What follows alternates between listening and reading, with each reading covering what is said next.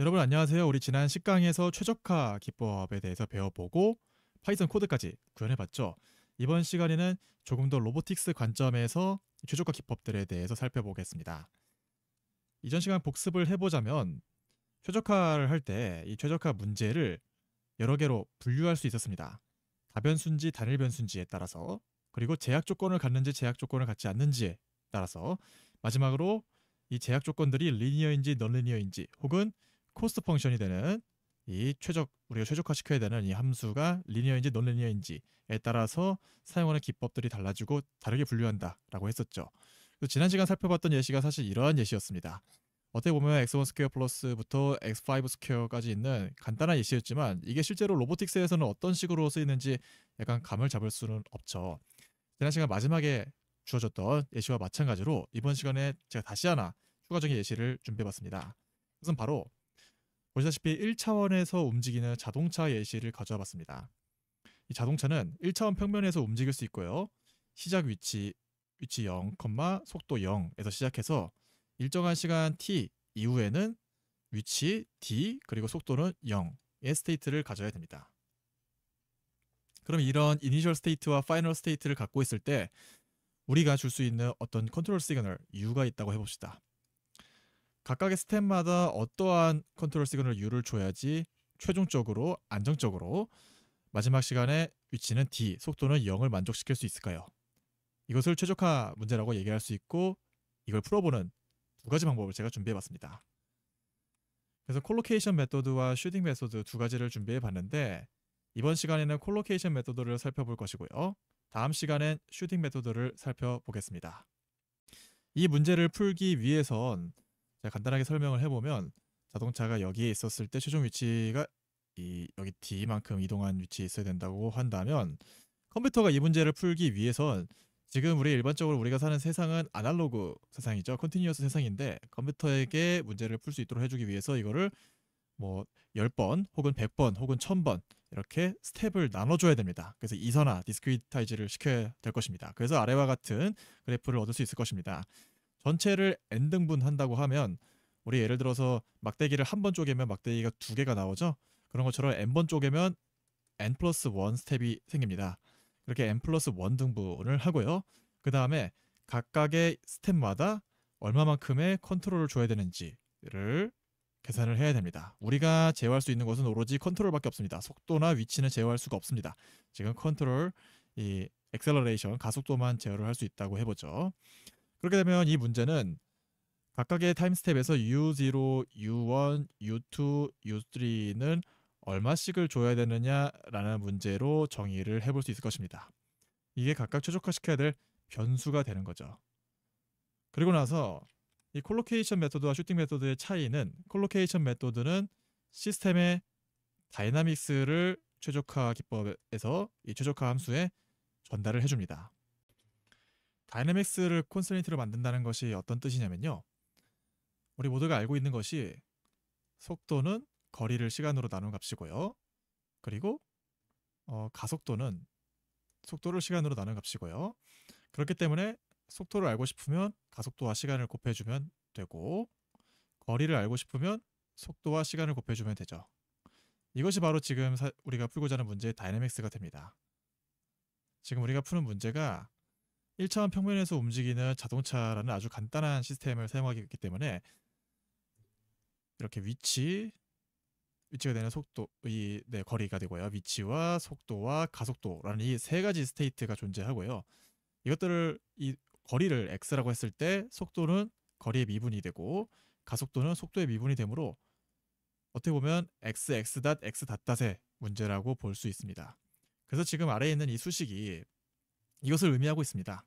x1은 거리가 되는 것이고요. x2는 속도가 되는 것입니다. 그리고 여기 있는 속도는 이전 속도 더하기 우리가 주고자 하는 컨트롤 시그널 곱하기 미소 시간을 더해주면 되겠죠.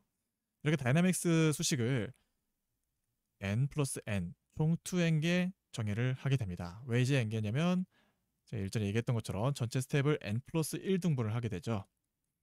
그런데 지금 보시다시피 여기 있는 dt를 곱해주는 이 항은 어떻게 보면 마크라고 한다면 하나의 마크와 마크 사이에서 발생하는 다이내믹스가 되게 됩니다.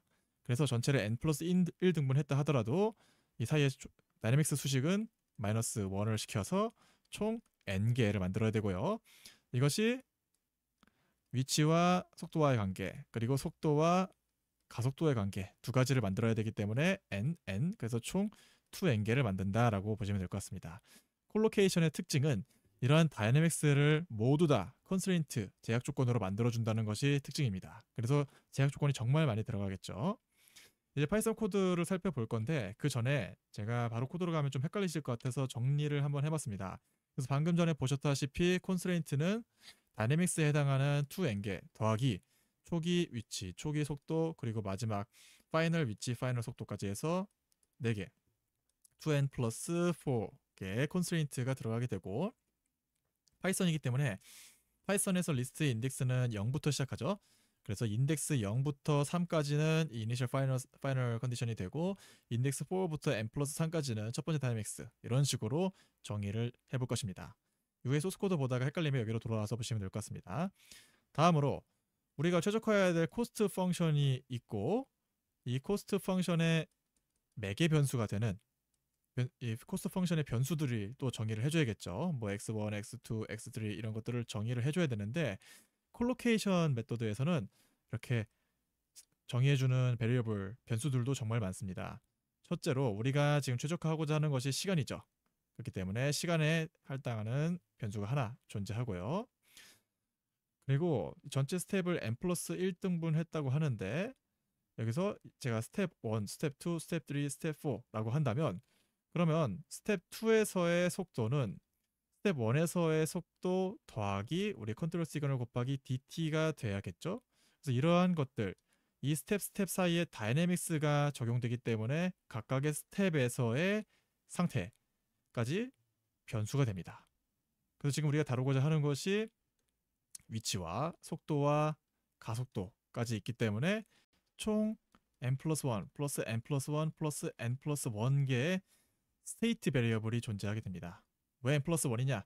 이번에는 이 다이내믹스는 스텝과 스텝 사이에서 이제 규정짓는 것인데, 스테이트는 말 그대로 그 상태 시점에서의 스테이트니까 n 플러스 1등분을 했으니까 n 플러스 1개의 스테이트가 존재하게 되는 것이죠.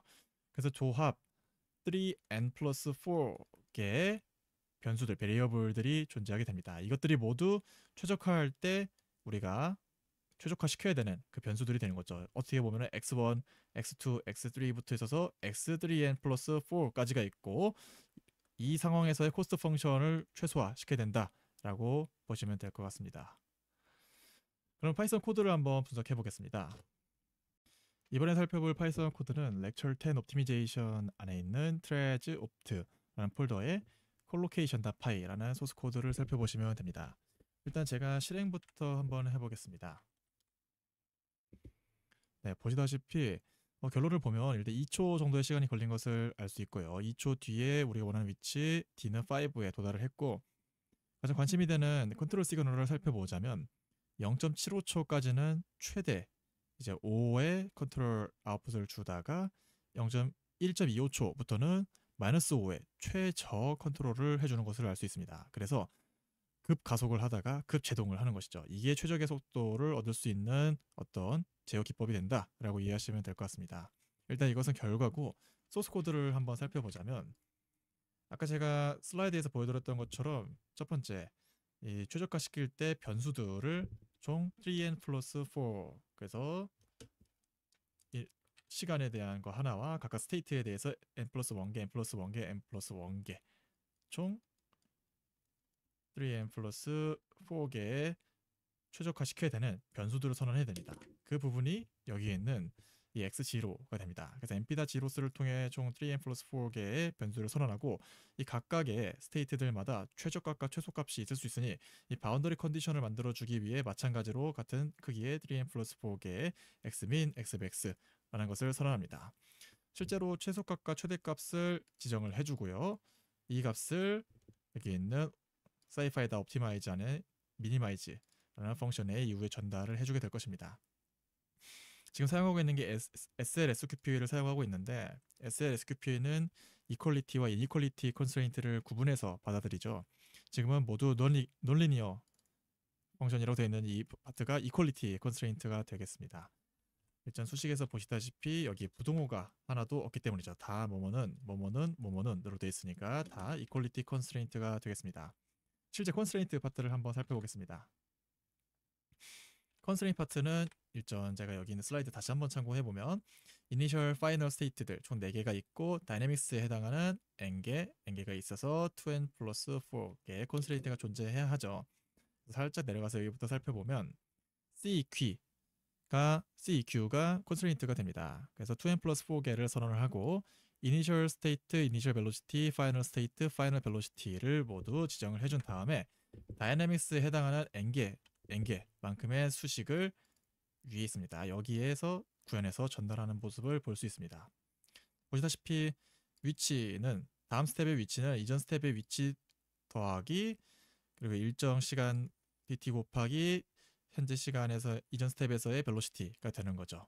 여기 있는 이 수식이 구현됐다고 보시면 될 것 같습니다. 그러면 이때 이전 스테이트와 이전 속도 이런 값들은 어떻게 알아낼 수 있나요? 라고 한다면 이게 이제 여기에 있는 베리어블에서 가져오는 겁니다. 각각 스텝에 대해서 각각 스텝에 대해서 포지션, 벨로시티, 컨트롤 모두 다 베리어블이고 이거 각각 스테이트가 다 전달이 됐기 때문에 여기 있는 포즈 벨로부터 추출해서 사용하는 것이죠. 그래서 총 3n 플러스 4의 베리어블이 있는데 이 중에서 우리가 원하는 것만 쏙쏙 뽑아내서 이 다이내믹스 수식을 정의한 다음 이 정의한 수식을 컨스트레인트로 전달해서 리턴하는 거라고 보시면 될 것 같습니다.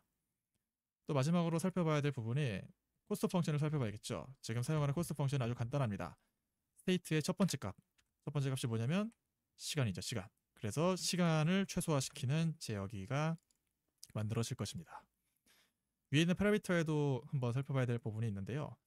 최종 도달해야 될 거리가 d가 되고요. 지금 5m까지 가야 된다라는 뜻이 되고 전체 시스템을 그래서 지금 이 로봇이 움직이는 전체 스텝을 몇 등분할 것이냐 라는 것을 지정해 주는 것이 이 n이 되는데 지금은 12로 지정을 했습니다. 예를 들어서 그러면 여기를 12가 아니라 뭐 120으로 한다 라 그러면 좀 더 세밀한 타임 스텝으로 제어기를 만들 수 있지만 그만큼 시간은 오래 걸릴 것입니다. 그래서 또 리얼타임을 만족시키는 것도 로보틱스에서 중요한 것이기 때문에 이후에 이 부분을 여러분들이 직접 숫자를 바꿔가면서 한번 테스트를 해보시기 바랍니다.